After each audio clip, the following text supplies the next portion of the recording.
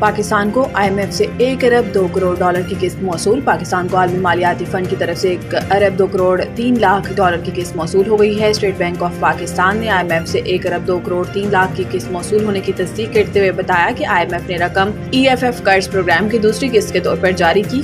State bank کے اعلامیہ میں کہا گیا ہے کہ IMF کے جائزہ مشن نے پاکستان کی معیشت کا جائزہ لینے کے بعد قسط جاری کرنے کی سفارش کی تھی۔ IMF کے ایگزیکٹو بورڈ نے رقم جاری کرنے کی منظوری 9 مئی کو دی تھی۔ دوسری قسط کی رقم 16 مئی 2025 کے زر مبادلہ ذخائر کا حصہ ہوگی۔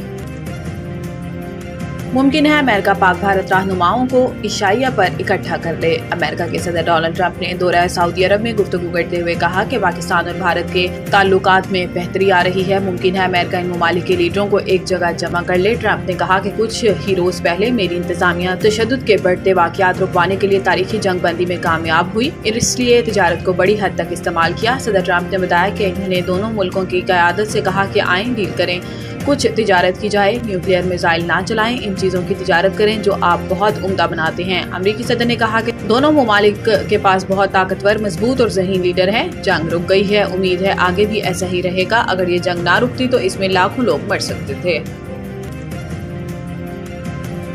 پاکستان اور بھارت کے درمیان موجودہ جنگ بندی نازک ہے۔ پاکستانی سفیر رضوان سعید شیخ نے پیر کو نیشنل ڈیفنس یونیورسٹی کے وفد سے پاکستانی سفارت خانے میں ملاقات کی۔ اس موقع پر انہوں نے حالیہ پاک بھارت کشیدگی پر بات کرتے ہوئے جنگ بندی کے لیے بروقت امریکی مداخلت کو سراہا۔ ان کا کہنا تھا کہ دونوں ملکوں کے درمیان کشیدگی میں کمی آئی ہے، تاہم انہوں نے مسئلہ کشمیر حل کرنے کے لیے امریکہ سمیت بین الاقوامی برادری کی مسلسل مشغولیت پر زور دیا۔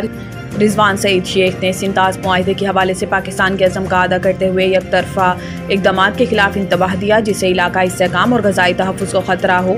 سفیر پاکستان نے کورس کے شرکاء کو کامیابی سے اہم کورس کی تکمیل پر مبارکباد پیش کی۔ یہ کورس اعلیٰ سول اور فوجی افسران کی تربیت کے لیے مرتب کیا جاتا ہے، جس کا مقصد سینئر افسران کو اعلیٰ ذمہ داریوں کے لیے تیار کرنا ہوتا ہے۔ سینئر سول اور فوجی افسران پر مشتمل وفد پاکستان کے اعلیٰ تربیتی ادارے سے قومی سلامتی اور وار کورس مکمل کر رہا ہے۔ امریکہ کے Near East south Asia centre for strategic studies کے سینئر افسران بھی وفد کے ہمراہ تھے۔ کراچی کے صارفین کے لیے بجلی سستی کرنے کی درخواست نیپرا میں جمع۔ فیول پرائس ایڈجسٹمنٹ سے صارفین کو 6 ارب 79 کروڑ روپے کی ریلیف کا تخمینہ ہے کہ الیکٹرک نے ساتھ ہی مکمل ریلیف صارفین کو منتقل نہ کرنے کی بھی درخواست کر دی۔ کہ الیکٹرک نے نیپرا سے درخواست کی ہے کہ الیکٹرک کی پاور پلانٹس کی سٹارٹ اپ سمیت مختلف مدوں میں 14 ارب 60 کروڑ روپے کی رقم زیر التوا ہے، جس میں سے نیپرا نے نومبر سے جنوری کی فیول پرائس ایڈجسٹمنٹس میں سے 9 ارب 40 کروڑ روپے الگ کر لیے ہیں اور یہ رقم کراچی کے صارفین کو نومبر سے جنوری تک ملنے والے ریلیف سے کاٹی گئی ہے۔ مارچ کی فیول پرائس ایڈجسٹمنٹ کے ریلیف سے بھی رقم کٹوتی کی درخواست کی ہے۔ یاد رہے کہ کراچی کی مختلف 7 کاروباری تنظیمیں کیا الیکٹرک کے مطالبے پر نیپرا کی طرف سے فیول پرائس ایڈجسٹمنٹ کی ریلیف میں کٹوتی کی مسلسل مخالفت کر رہی ہیں۔ نیپرا کی الیکٹرک کی درخواست پر 22 مئی کو سماعت کرے گا۔